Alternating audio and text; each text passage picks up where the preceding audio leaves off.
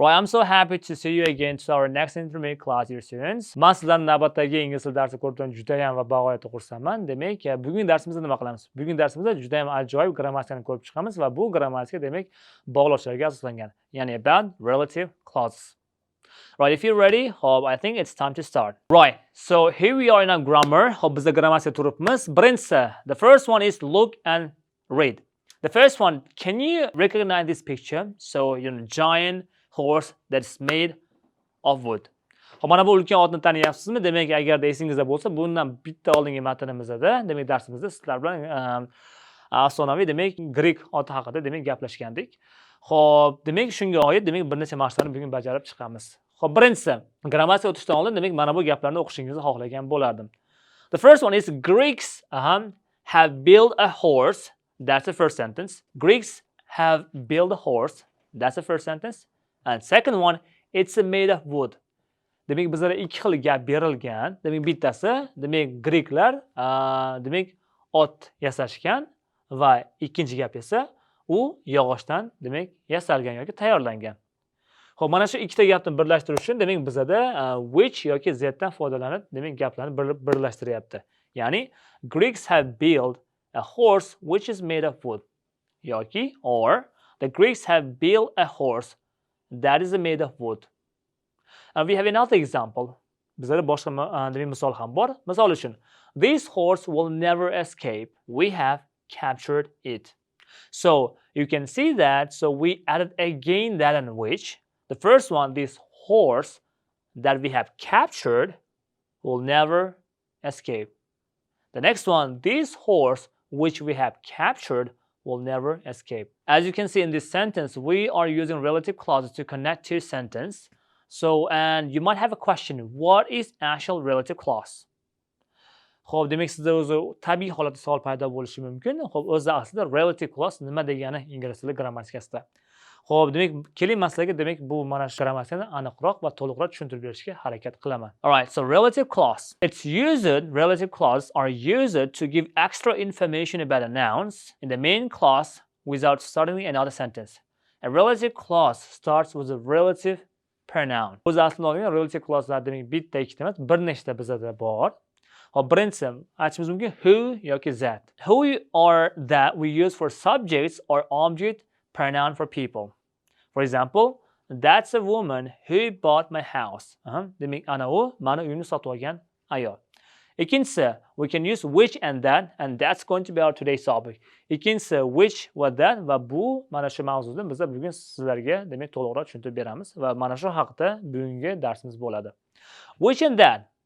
Demak, which bilan z nimaga foydalanamiz? We use which and that subjects or object pronoun for animals or things. Ya'ni, the horse which Mary was riding is very friendly and beautiful. Demak, Maria minayotgan ot juda ham chiroyli va juda ham do'stona degan ma'noda kelyapti. Xo'p, keyingisi where. Where refers as a place. Demak, where bog'lovchini demak biz joylarga nisbatan ishlatamiz. We found a wood where I used to go. Next one is when. When refers a time expression. So when you're talking about time, so you can connect two sentences by using when. For example, I will never forget the day when I graduated. Yes, I think most of the students cannot forget the day when they graduated. The next one, whose. Possession for people, animals, or things. So you can use for animals, you can use for people, and you can use for things as well. For instance, the mother whose child is missing is very sad. But I would like to take your attention today mostly to which and that. Lekin shuncha relative clause bo'lishiga qaramasdan, bugun sizlar bilan aynan demak which bilan z ga ko'proq e'tibor qaratamiz. Yana bir marta aytaman, demak which bilan z ni biz ikki xil holatda ishlatamiz. Ya'ni when we talking about things, we use that and which. In relative clause. Relative clauselarda demak that bilan which ni biror buyumga nisbatan, narsalarga yoki bo'lmasam hayvonlarga nisbatan ham ishlatish mumkin. Odam bo'lmasa yoki joy nomi yoki bo'lmasam vaqt bo'lmasa bo'lgani. Birinchisi, where is this cheese that was in the fridge? Where is the cheese which was in the fridge? Demak, bog'lovchilarda demak which bilan z ni ishlatilishda unaqa farqi, katta farqi bo'lmaydi. umuman olganda farqi yo'q desa ham bo'ladi. Agarda gapingiz demak cheese bu narsa, demak narsa, demak biror narsa haqida, oziq-ovqat yoki birorta hayvon haqida yoki buyum haqida gaplashayotgan bo'lsangiz, demak esingizda tursin, demak which bilan zni ishlatishingiz mumkin bo'ladi. Keling yana ko'proq misollar ko'rib chiqamiz. Xo'p, pastda birinchisi, I don't like stories that have unhappy endings. Menga demak baxtsiz yoki bo'lmasam, for example, I don't like stories that have unhappy endings. Or you can use as well, we use that, but if you want you can use which as well. For example, I don't like the stories that have unhappy endings. Number second, Barbara works for a company that makes furniture. Or we use that, or if you want you can use which. For example, Barbara works for a company which makes furniture. Or the last one, the machine that broke down is working again now. Again, we use that, but if you want to choose which, you can also say that. For example, the machine which broke down is working again. Xo'p, demak which bilan demak zni bog'lovchilarni ma'nosiga tushungan bo'lsangiz, demak sizlar bilan mashqqa qaytsak bo'ladi. Right, exercise number 2. Demak ikkinchi mashqimizga qaytamiz. Complete the sentence, write a letter. So as you can see, we have 6 sentences from 1 to 6. We have to match them and actually complete them from A to F. But I feel like I'm not going to do it alone, so I will lean on your help. Xo'p, umid qilamanki, men buni o'zim bajarmayman va sizni yordamingizga muhtoj bo'laman. Xo'p, demak tayyor bo'lsangiz, qani bo'lmasam boshladik. Birinchisi, the sailor saw a monster. So what do you think? Which one could be the answer? The sailors saw a monster. Answer is yes, you're right. Which had 6 heads. So answer is D. The sailors saw a monster which had 6 heads. Number second, my aunt has got a parrot. Okay, so parrots, what type of ability they have except flying? So the ability of parrots that can be easily distinguished by other birds. You're right. So answer is which one? Answer is F. The birds actually, but not all the birds, actually parrots can talk. So answer is F. My aunt has got a parrot which can talk. Number 3, Meg likes music. Right, dear students, answer is E option. Meg likes music which you can dance to. Number 4, that's a kind of car. So which one? That's a kind of car. What you can do with a car? Of course you can drive. That's the kind of car that Uncle Bob drives. Number 5, camels are animals, right? Where can you find camels? That's a very interesting question. So answer is number 5 would be C option. Well, the camels are animals that are found in desert. And the last one, John has lost the watch. So answer is, we have only one option left, and that is number B. That means John has lost the watch that his grandfather gave him. I think it's a time to move on to the last exercise, and that's called make a sentence. The test was very, so we have 2 sentences. Demak bizda ikkita gap bor va ularni bog'lashimiz kerak bo'ladi va bog'lovchilarimiz which bilan z. The test was very hard, which we had last week. So we are going to connect 2 sentences, and here you go. The test which we had the last week was very hard. Based on this example, so we have to finish or complete exercise number 3 from 2 to 6. So we can use the words from here. The first one, the trainers were expensive, and we have the next one, which Sam bought. Right, dear students, answer is the trainers which Sam bought were expensive. Number 3 and 4, 5 and 6, please pause the video for a second and try to think. Xo'p, 3 bilan 4 va 5, 6 ni demak mustaqil demak qilishga harakat qilib ko'ring va undan oldin esa albatta videoni vaqtincha to'xtatishni unutmang. Xo'p, agar tayyor bo'lsangiz, demak birgalikda qilamiz, bo'lmasam boshladik. Uchinchisi, number third one. The cakes are always delicious. And the next one is which grandma makes. So how can we make one sentence? Of course you're right. The cakes which grandma makes are always delicious. Number 4. The wooden horse was huge, and here it says that the Greeks built. So answer is the wooden horse that Greeks built was huge, very big, enormous. Number 5. The monster had 6 heads that lived in a cave. So we have to connect using the Z. So it's going to be the monster that lived in a cave had 6 heads. And we have the last sentence is the snakes are not dangerous that live on this island. Right, dear students, answer is that snakes that live on this island are not dangerous. If you want to master or improve your grammar, so don't forget to use in your daily conversation. That makes perfect. So today we'll be talking about some grammar in conversation, and we basically focus on such and so. For example, look at this sentence. Sam and Molly are talking to each other and they are using such and so, which is highlighted already. So let's read and try to analyze them. The first one, but do you know the difference between so and such? If you know, so let me explain you about that a little bit. Agarda so bilan suchni farq qilguncha bormasangiz yoki nimaligi haqida uncha bilmasangiz, men sizlarga demak ozgincha bu haqida ma'lumot beraman. All right, so and such.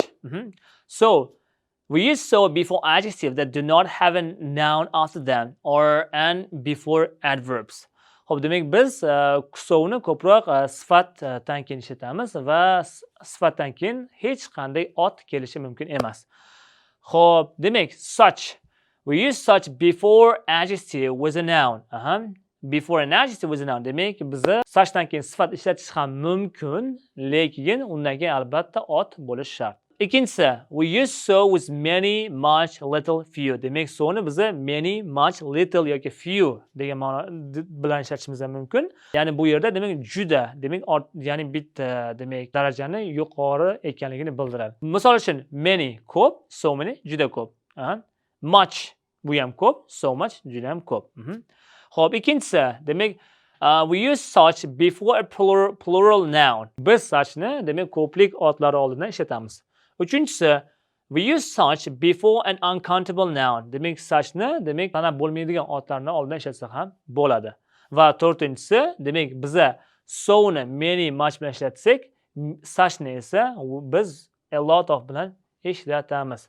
Xo'p, misol uchun demak birinchisi, the movie was so disappointing that I wouldn't recommend it to anyone. Demak kino juda ham yomon yoki bo'lmasam yaxshi bo'lmadi, demak yomon bo'ldi va men buni hech kimga tavsiya qilmagan bo'lardim. Demak, ko'rib turganingizdek, so'dan keyin disappointing. Disappointing is an adjective. Bu yerda faqatgina sifat kelyapti, xolos.